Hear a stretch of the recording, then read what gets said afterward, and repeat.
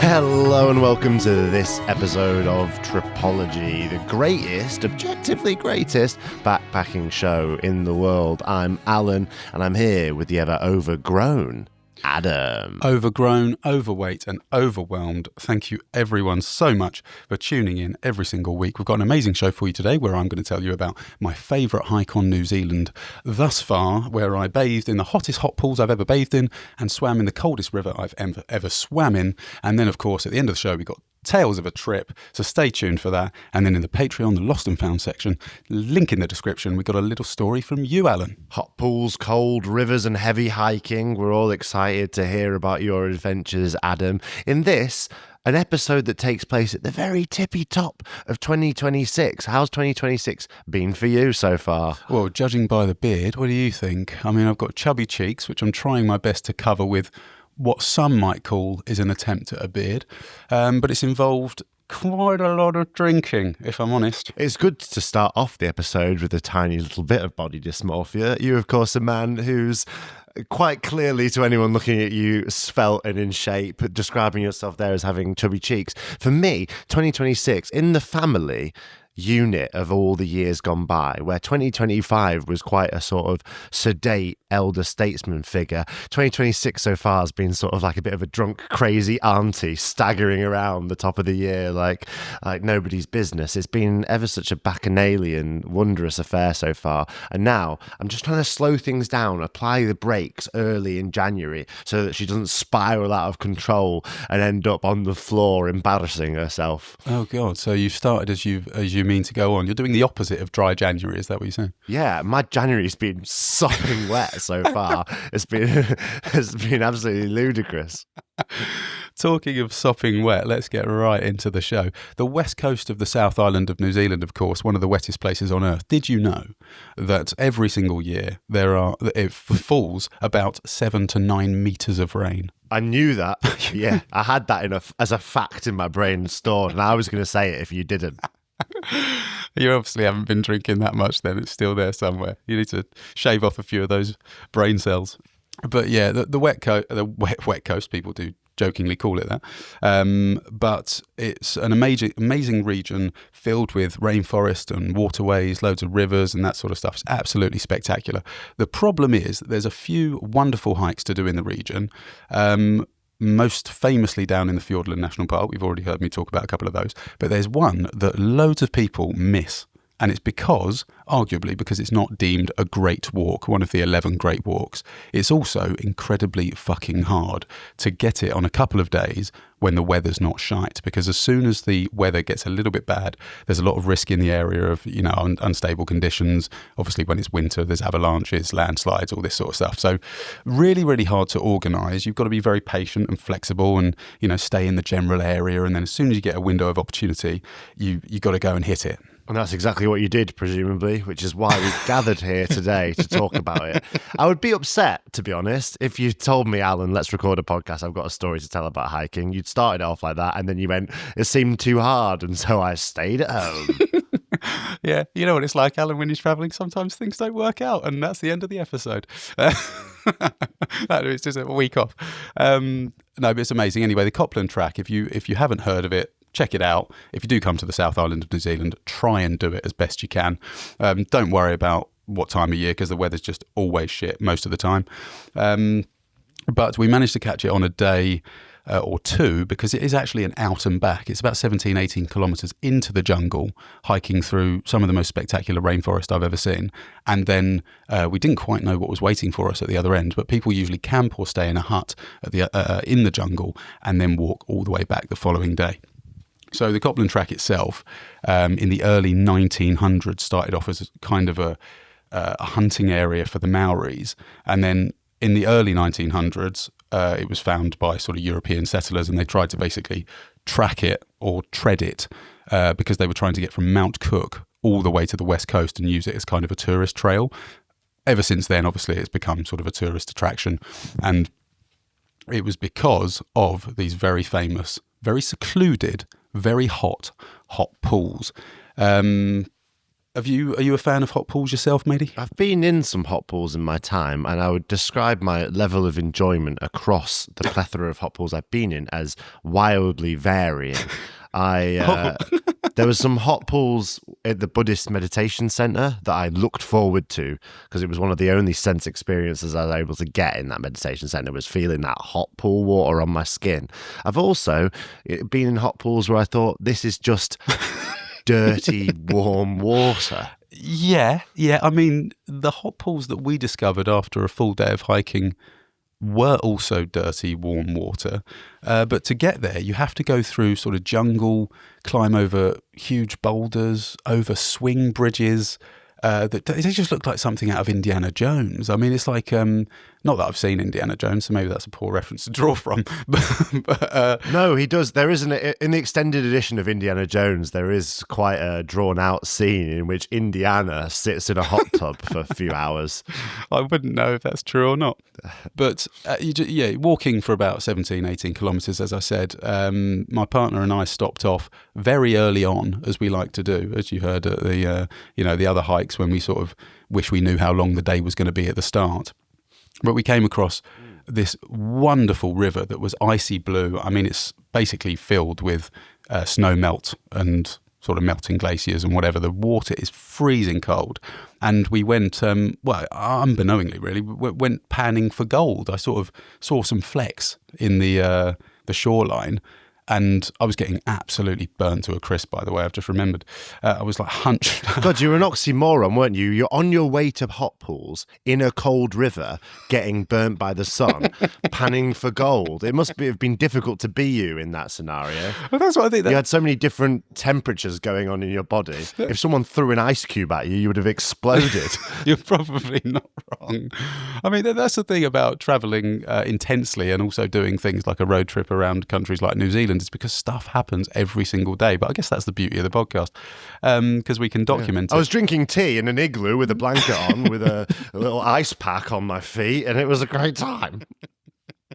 Someone turned the radiator off and all hell broke loose. I found a diamond at the bottom of my bed.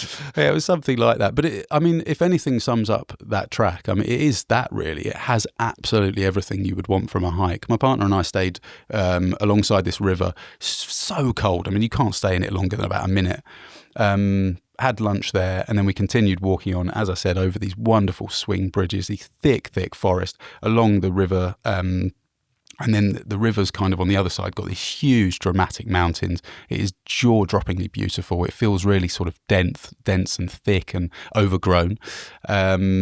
Just a kind of track for horses it was historically, and it really doesn't look that much different. And then when you get to the very end, this place called the Welcome Hut, it's just a small hut that you can book, but we were carrying a tent. I was carrying a tent. Wink, wink. And then, we found our little camping spot. We stripped off, went to go in the hot pools, and the ranger came over and went, whoa.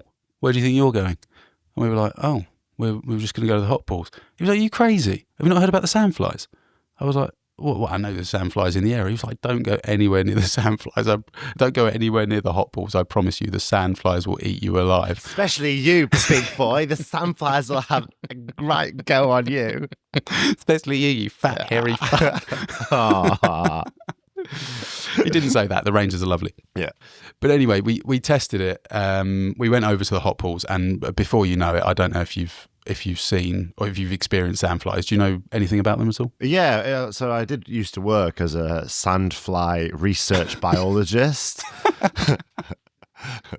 No, I mean, it's funny that you've answered it like that, but we both know that you know a lot about a lot of things. So I just assume you know stuff. Yeah. My resolution, by the way, incidentally, my New Year's resolution is to lie a little bit more often.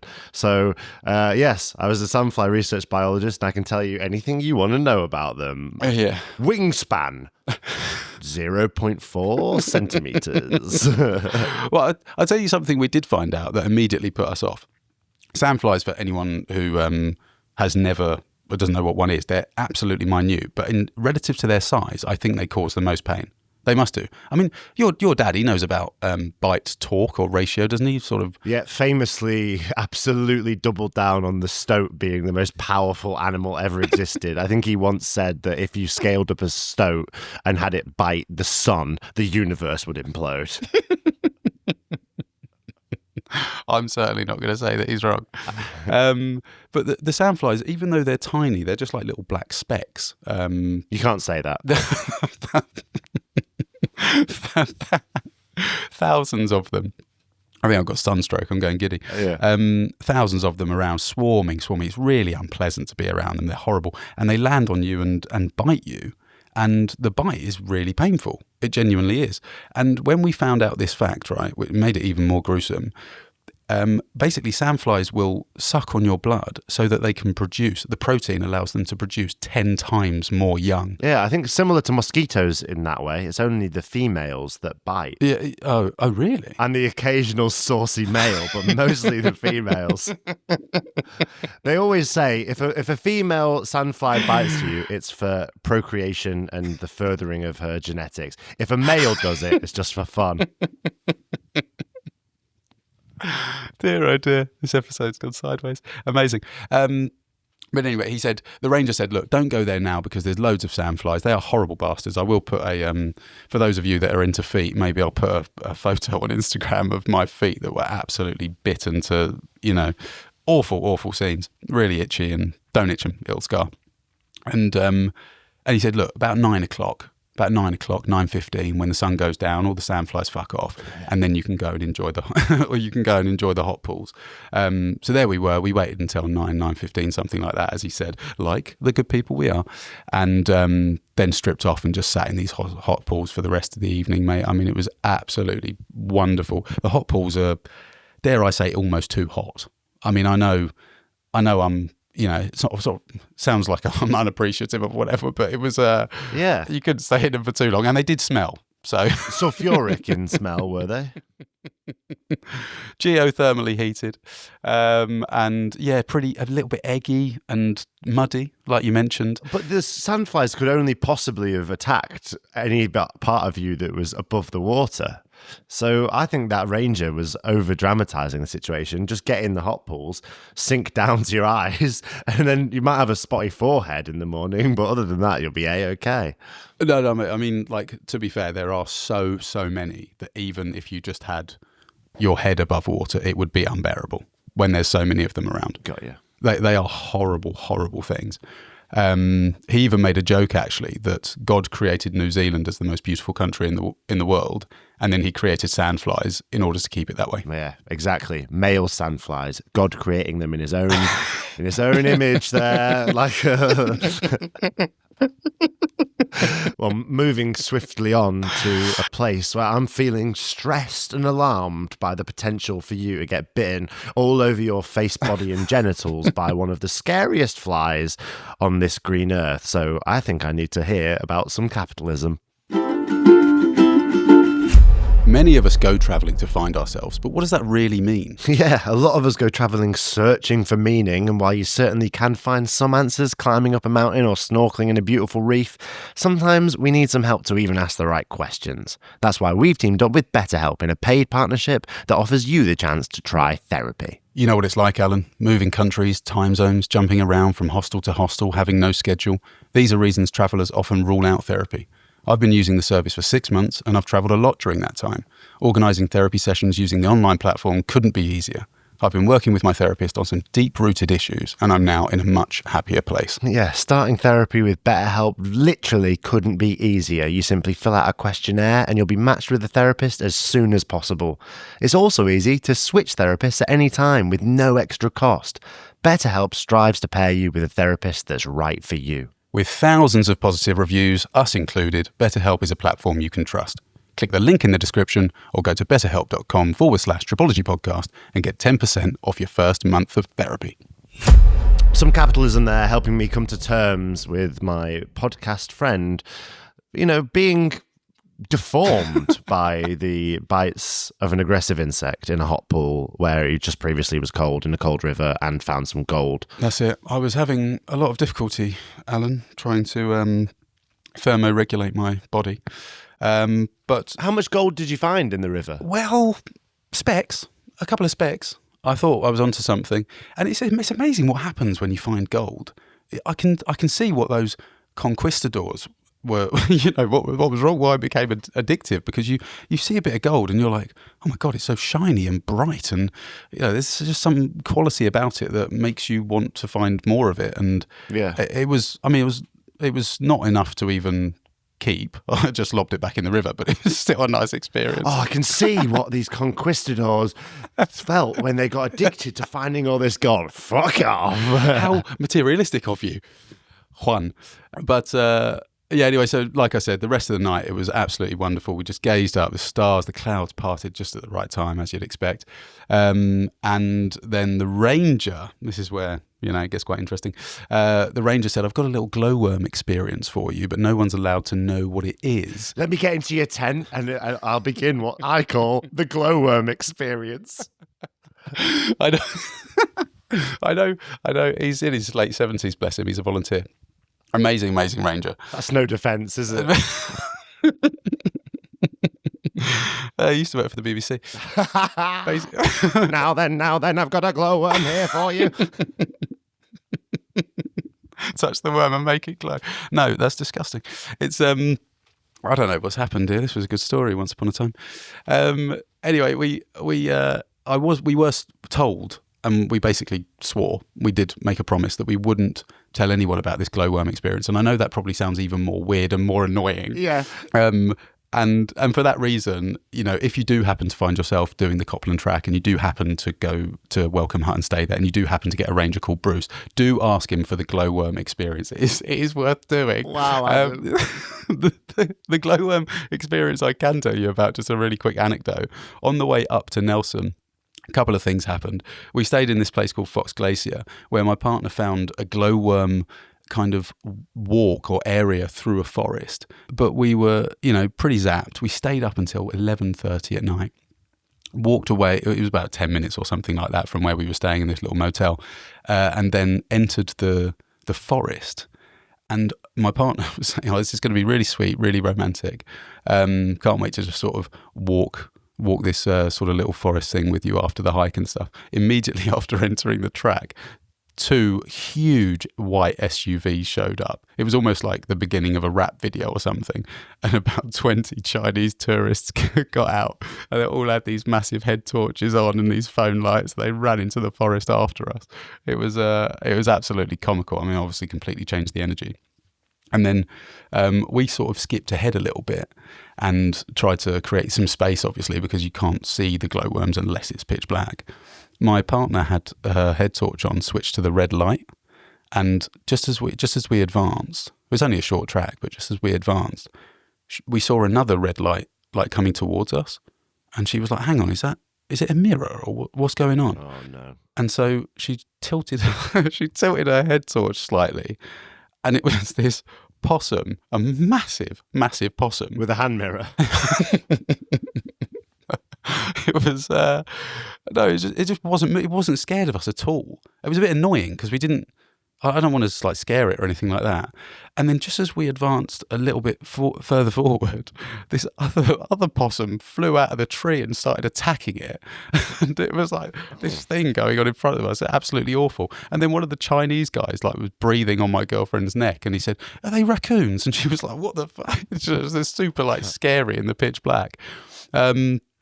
And then the possums broke it up, and then one of them kind of ran towards us and started attacking us. So I squirted the entire bottle of water that I was carrying at it. Oh, Adam, that's not very masculine, is it? Get away from me. I'm having a glowworm experience and you're ruining it. I'm up to here with Sandflies, and now you possums are having at it. This voice that we're doing has crept into quite a few episodes recently. I don't mind it. Yeah, and I'm not sure it's allowed, so let's move on. But yeah, it completely ruined the entire walk, as you can imagine. We basically just went round as a Chinese tourist group for this little 30 30-minute loop. Saw hardly any glowworms at all. I mean, it was one bush that was, would have been worth looking at if there wasn't 50 cameras pointing at it. Were you upset with Bruce for selling you on it? No, this was a different glowworm experience. I got the other one that he gave me was completely for free. It was amazing. Oh, well, why are you telling that? So you only mentioned that Bruce thing so that some people who meet Bruce can ask him about it. No, but it's a segue into glowworms, isn't it? There's a link there. Oh, yeah. Perfect. A very niche segue. So, yeah, it's a bit hit or miss. I mean, it's just funny. It's one of those, like, travel things that you can relate it to lots of different things. You try and make something perfect. You've got this idea in your head of something being sort of romantic or really special or, whatever. Yeah. And, a massive tour group turns up exactly at the same time. Yeah, you think it's going to be beautiful and romantic and nice with your partner, and then two possums attack you, a Chinese tourist is breathing down your neck, your partner sprays water all over a possum, so there's a matted wet mammal in the glowworm cave snarling, everyone's crying. I know, it's happened to me too many times, Adam. What did you think of the glowworms? I myself have met some glowworms once and fell in love with someone else on the tour and tried to impress them by gently swaying the glowworms with my breath and ended up blowing them almost off the side of the rock face. Oh, rock face, really? These were all in kind of like shrubbery and bushes. That's really interesting. No, I met them in a cave system. The glowworm caves, they call it. Oh, the glowworm caves, yeah. Oh, I don't doubt it. I like glowworms a lot. I mean, they are quite impressive. What I found really interesting is that when you see glowworms, and especially a lot of them in the same place, they seem like equally spaced out from one another. Yeah. It's almost like a net of fairy lights is really the best way I can describe them. It's strange, isn't it?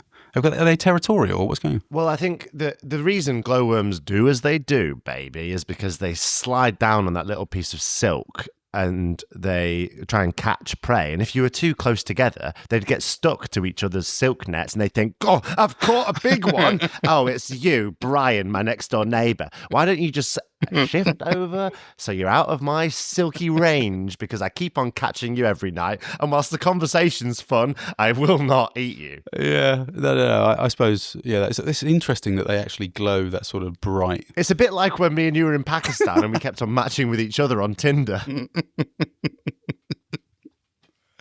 There's layers to that. I like it a lot.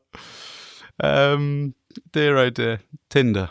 Does that exist in Pakistan? No, and that's why we kept, when there's no one else in range, you will end up matching with your friends.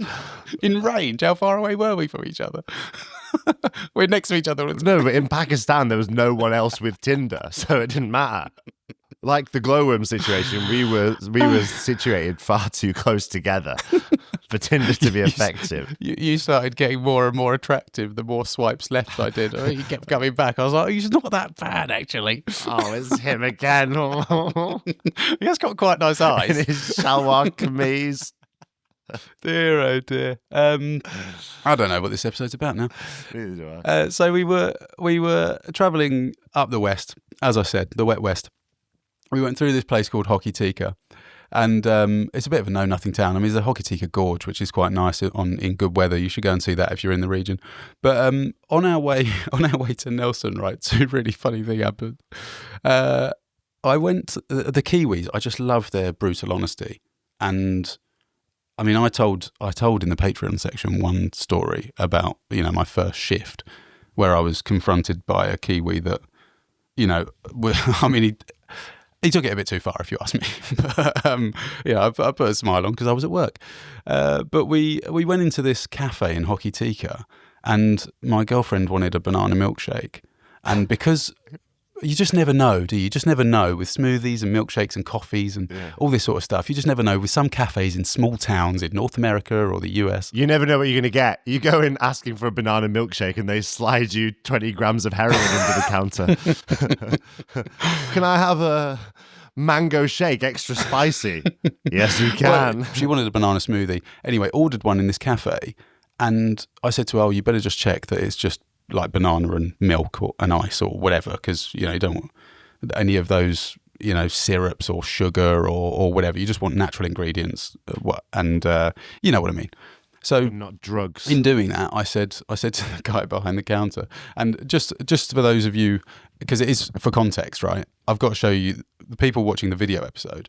I'm wearing in this story, I'm wearing this Tripology shirt where I've had the sleeves cut off. That is important to the story. Wow, Adam. I think that's very lovely. Who did that for you? Because I know that you didn't do it yourself. No, I did. Oh, I apologise, Adam. What, do you like it? Do you think it was good? Should we release them? I'll cut that bit out. Wow, Adam. I think that looks amazing. But it was a simple thing, whatever. So anyway, I said to this guy working in the cafe, a bloke in his 40s, 50s, whatever. I said, just to make sure, mate, the banana smoothie, is there any added sugar? It's just banana, milk and ice? And he looked at me and went, "You're not in Bali now, mate. Ah. We like it a little bit sweeter on the West Coast. We put syrup in it. Is that all right?" Yeah. I was like, to be honest, you lost me at Bali. I was like, completely. It was just amazing. He looked me up and down, looked at the sleeveless top, looked at my demeanour or whatever. He's like, This guy's a hippie from Bali. Let me guess, you meditate and you're a digital nomad. Yes, both of those things, but I actually don't like Bali.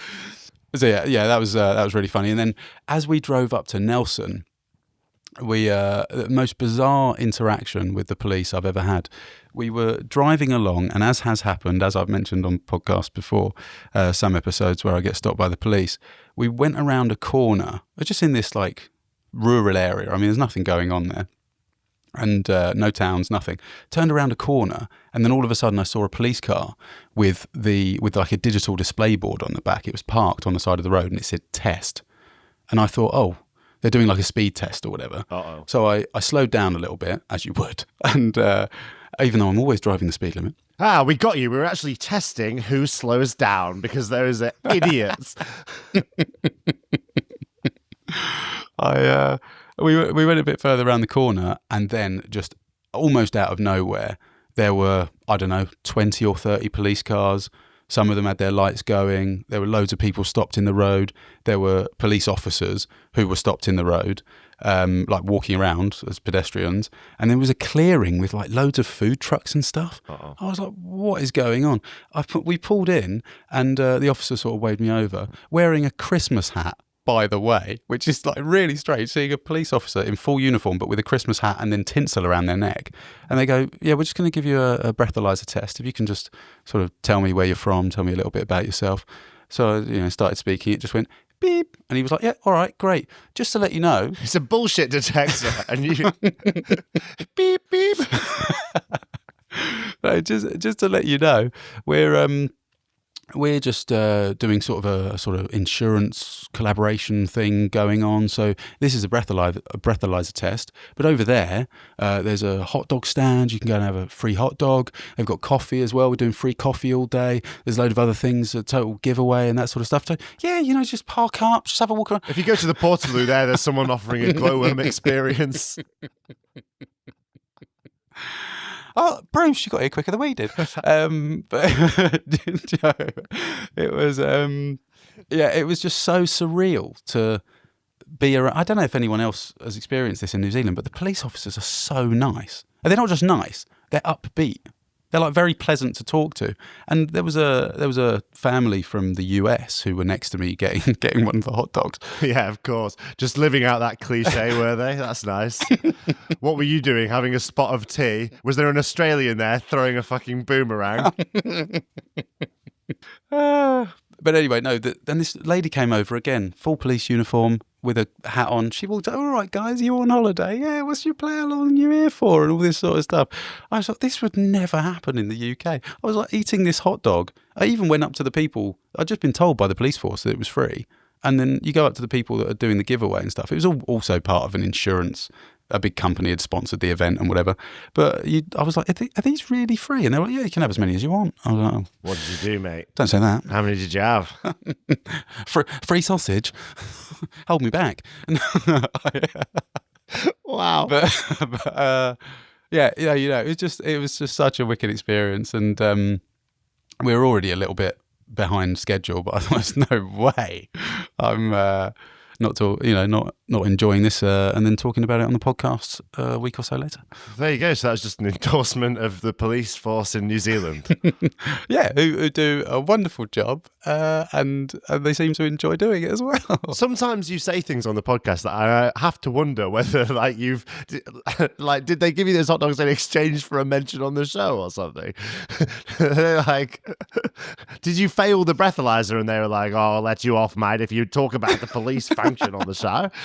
No, not at all. But if anyone finds this podcast because they are hoping to go on a road trip around New Zealand or whatever, I hope to inspire people and also inform people on what a road trip around New Zealand is going to be like. And it will be beautiful scenery, and it also will be free hot dogs by the side of the road with the police force. Okay, well, I like it. That was this episode was like a series of little short stories. They were interconnected by you on a road trip, but really it was sort of like the kind of thing that happens to you if you order a banana milkshake, get some drugs, do them, and then sort of let experiences happen to you quick smart. It was like a comic book, that episode, and I liked it. Adam, that is all we have time for this week. I think your caravan camping New Zealand adventures are going ever so well. I'm very proud of you.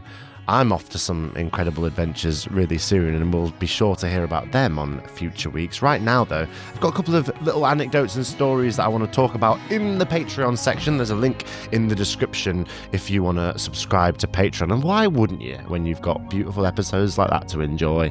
Yes, thank you so much, everyone, for supporting us. Thank you for listening to us talk about our lives. We really do appreciate it, and we hope to see you over in the Patreon section. We'll see you there. Bye.